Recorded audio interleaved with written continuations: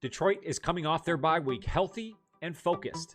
Minnesota is battling injuries, quarterback changes, and scheme issues. Welcome back to the channel. I am your host, Johnny Gaz. Thank you for returning for another video. Let's get into our Week 9 game preview as the Lions take on the Vikings. We'll talk about the headlines, the injuries. I'll tell you about the key matchups and potential X factors. I'll tell you what the difference in the game will be and give my final prediction. If you're a Lions fan, hit that like button. Make sure you're subscribed. Let's go. It's been a really fun time of growth and evolution my entire career here, and now we get to keep it going. So, yeah. Let's start with the latest in Detroit and Minnesota. The biggest news coming out of Detroit is the contract extension for superstar edge rusher Aiden Hutchinson, who earned a 4-year extension worth $180 million, just shy of the Micah Parsons mark.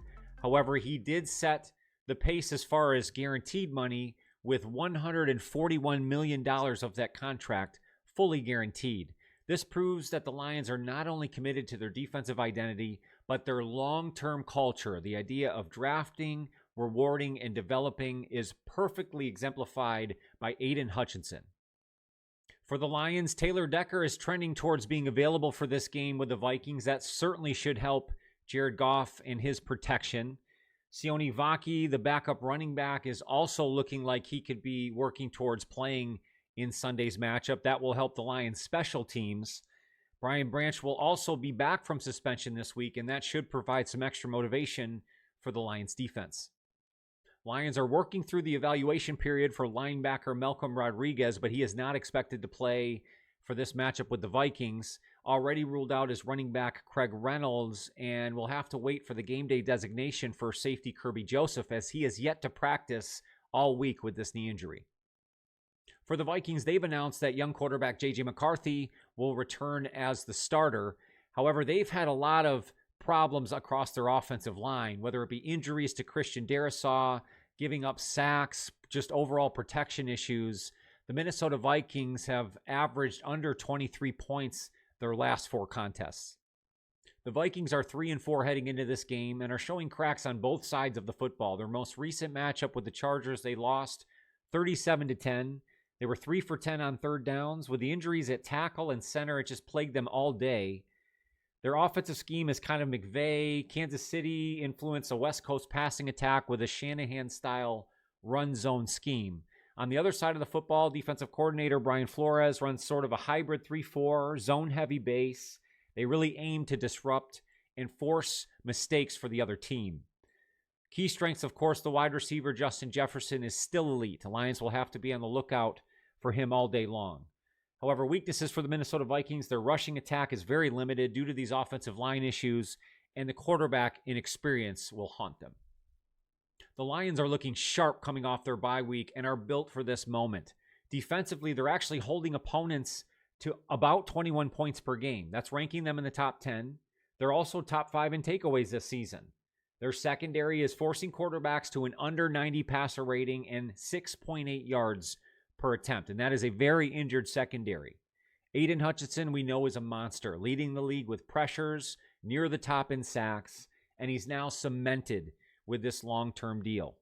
Offensively, Jared Goff, the quarterback, remains efficient. 15 TDs to only 3 interceptions. He's had multiple 100-plus quarterback rating games. The team is averaging about 30 points per contest this year. Key strengths for the Lions, their pass catchers. Amon-Ra St. Brown averaging somewhere between 70 and 115 yards in 5 of the 7 games this year. The deep threat Jameson Williams still there, and security blanket Sam Laporta. The offense is spearheaded by their rushing attack and their 2 running backs, David Montgomery and Jahmyr Gibbs. Over the bye week, the Lions have had a chance to reflect. Both offensive and defensive coordinators have done some deep self-scouting, and we expect some change-up coming off of the bye. For example, the Lions offense knows it has to be more efficient in the red zone and better on third downs. Detroit has health trending, scheme clarity, and all the momentum in the world heading into this matchup. Let's talk about the key matchups for Lions-Vikings. Let's start with Aiden Hutchinson versus the Minnesota Vikings offensive line. They have been banged up, and we'll have to see what the situation will be at tackle with Christian Darrisaw either way, with Aiden Hutchinson cementing himself with this contract, he's going to have the opportunity to dominate. Pressure early could mean chaos for this Minnesota offense. Another key matchup here will be the Lions secondary against Justin Jefferson, who they have struggled with in the past, and they may still be playing with a lot of depth pieces in this secondary. So they'll have to use bracketed coverage and make sure that Justin Jefferson doesn't get early opportunities for big chunk plays. Another key matchup is the Lions offensive line versus the Vikings blitz packages. Defensive coordinator Brian Flores really likes to get creative and try to force the other team's hand. Lions offensive line with Taylor Decker returning, the two young guards, and now anchored by Graham Glasgow, will have to be stout in protection. Lions will have to run the football and get their play action game going to beat this Brian Flores defense. Now let's talk about potential X factors in this matchup for Minnesota and Detroit. On the Detroit defensive side, let's start with returning safety Brian Branch, and he's going to bring back some identity to this Lions secondary and defense overall. Branch is explosive in the slot and around the line of scrimmage, and his ability to diagnose plays could lead to a key turnover or a big tackle early on. For the Minnesota defense, you have to focus on that linebacking crew, and I'm going to hone in on linebacker Andrew Van Ginkel, who's been a little bit limited at practice, but I expect him to play against the Lions. He's the motor guy for this Brian Flores scheme. He can line up anywhere and blitzes from any angle. And he really can disrupt rhythm plays, screens, get in the backfield against this Lions offense. If he gets home on any sort of delayed pressure, it could stall a Lions drive or this Lions offense in general. For the Vikings offense, Justin Jefferson is always an X factor, but it's going to come down to who can get him the ball. So for this matchup with the Lions, you have to focus on quarterback J.J. McCarthy. The young quarterback's poise under pressure will decide whether the Vikings can move the football. If he processes quickly and he can avoid the Lions' rush, then Minnesota can stay alive. But if he panics, this thing could snowball fast.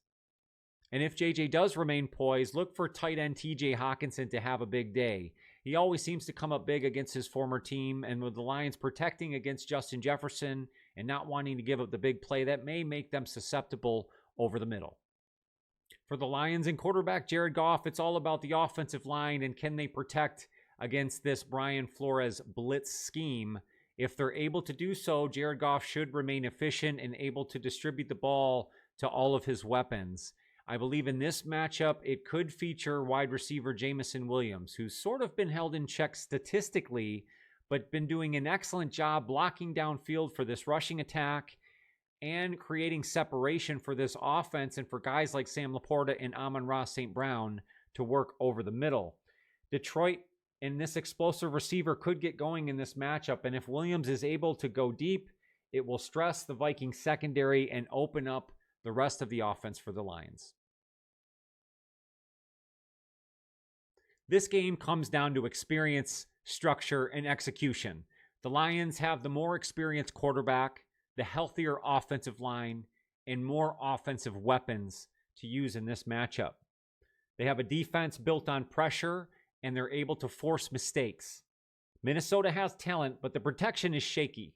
The quarterback still young, and the run game is limited. Importantly, Detroit's coordinators admitted that they found areas that they plan to fix coming out of the bye, and I believe that refinement gives Detroit an edge. At home, the Lions should control the game tempo, sustain drives, and let their defense apply consistent pressure. That is what I believe will make the difference. So here's how I see it. Lions, Vikings, Week 9.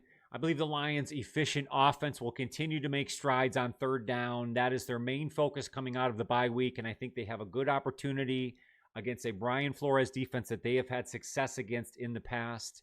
The offensive line should be able to hold up with the return of Taylor Decker. These young guards have played well. The Lions' rushing attack, play action game should all be working. Defensively, I think this game will be all about pressure. Aiden Hutchinson, with that new contract, should be firing on all cylinders, combined now with Aleem McNeil fully reestablished back into this lineup. Yes, there'll still be some depth pieces in the secondary, but the Lions have proven that they can hold up even against quality wide receivers. They'll have a big task against Justin Jefferson, but I really believe the inexperience of J.J. McCarthy will shine through as this Lions defense should get home. Because of that, I have the Lions winning big in Week 9 with the final score of Lions 30, Vikings 17. That would bring the Lions to 6-2 and drop the Vikings to 3-5. Right up the gut, there goes Gibbs. Foot race. Winfield can't get there. Touchdown, Lions. That will do it for my Week 9 game preview. Who do you have in this matchup? Lions, Vikings? Let me know in the comments down below. What do you have for a final score? Thank you guys for sticking around for another video. If you are Lions fans or you dig the vibe here at Johnny Gas Sports, make sure to hit that like button. It is the best free way to help out the channel. I would also love it if you consider subscribing. We're on the road to 4,000 now, thanks to you guys. There's a membership option available. That's where I do game reactions and a ton of other fun stuff. But if you search for @JohnnyGasSports on any one of your socials, you will find fun, concise, and reliable Detroit Lions content. More than anything else, make sure to take care of yourself and that mental health. That is so important. I want to make sure you come back and see me on future videos. Enjoy your Halloween, your weekend ahead. Go Lions.